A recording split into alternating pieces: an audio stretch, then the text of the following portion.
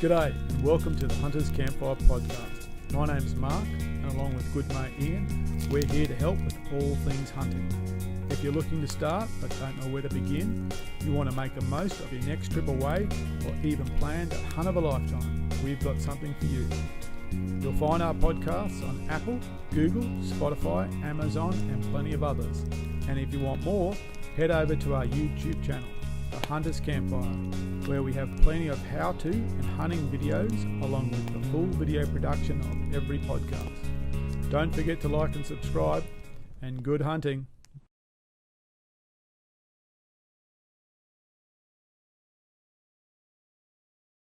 And when and how and, you know, all of these things. And then they say to you, if you want to shoot with a partner, if you want to go with a partner, you can. And I was conflicted about that because I thought we still had one of the guides with us, and I didn't want to partner up with another shooter. I was, so I was like, no, if there's another guide there, I'm fine. It's not a problem. Turns out there's not. They literally load you up in a van, and well, you get a number, and it's a random draw and whatever of the first stand. So there's 3 drives for the day, and we go for the first drive, and I get everybody else's stand was kind of close to the road. You could see it from the road. And I'm second last to get out of the van. And I get out of the van and there's a dog man waiting there. That's what they called him. The dog master, whatever you get. And he's just gone, okay, follow me. And we're going like 500 meters into the bush. And I still couldn't see my stand, and he's just says 2 words to me, like typical Finnish people do. They don't speak much. And then just says, okay, you're here. Moose come from there. Have fun. And then he goes. And I'm like, I've got my new Seiko 100 that I learned to shoot yesterday, which has a lot of new features, mind you, and a bag of, like, a box of ammo, and I'm in the middle of this forest, and I'm like, okay, here we go. And I climb up on my stand, and it's freezing. And so I'm just kind of, I set up, we have a radio for, to speak to the hunt master. Anyway, so I set up, and I'm just kind of sitting there. And I'm just like, if I just see something, I'll be fine. I'm just kind of sitting there, watching around. And I kind of hear something from the left, and one of the dogs runs through. I can see it running through, and they're all barking. And you can hear shots off in the background. And Harness, the other Aussie, he was shooting deer left, right, and centre. He came over the radio 3 times in a row, basically. And you couldn't hear anyone else. And anyway, so I'm just sort of sitting there.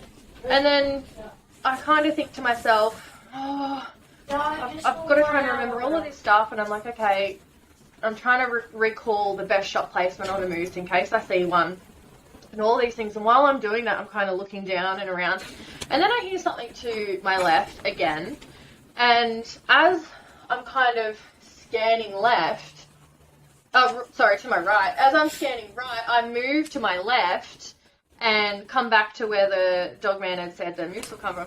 And there's this giant great cow moose just standing there, like 30 meters away, and thick scrub, like forest, and I didn't even hear it come. Like, they're a massive animal. I didn't even hear it. So I'm scanning to my left, and there it is, and I'm going, well, crap. It's happening. And I'm like, okay, and on the 100s, there's a new push mechanism on the back of the bolt that engages the firing pin. It's not like anything we've seen before in other rifle brands. It's a whole new system. But it's really cool because you don't actually have to, cock the bolt. It's already down and ready to go, but the rifle won't fire when the back of the mechanism is out. So it reduces the amount of noise you make, basically, as well as safety features.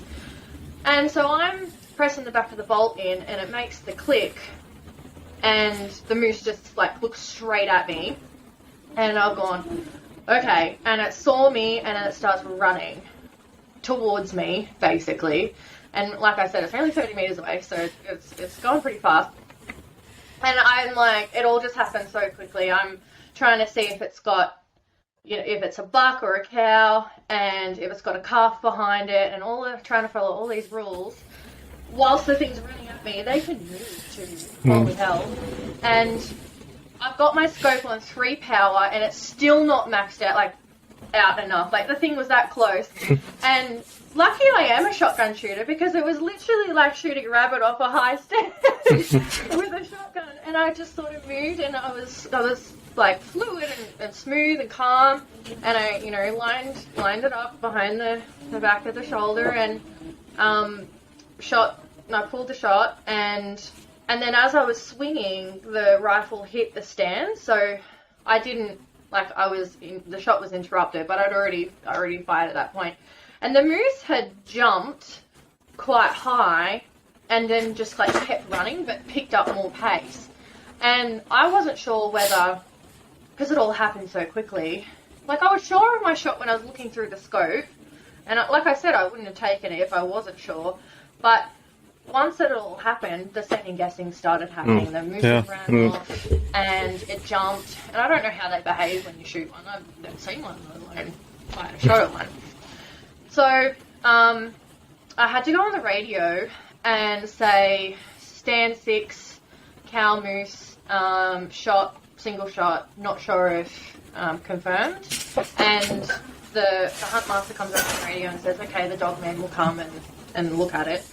And so I had to direct him, and he went off, and it felt like an hour before he came back. My heart was in my ears, and then I started stressing. I've gone, I've just ruined it. I've just done exactly what I didn't want to do. I've just injured the animal, and and I started just going in a bit of a spiral of all the things that could have gone wrong. And the dog man sort of starts making his way back, and he's real stoic.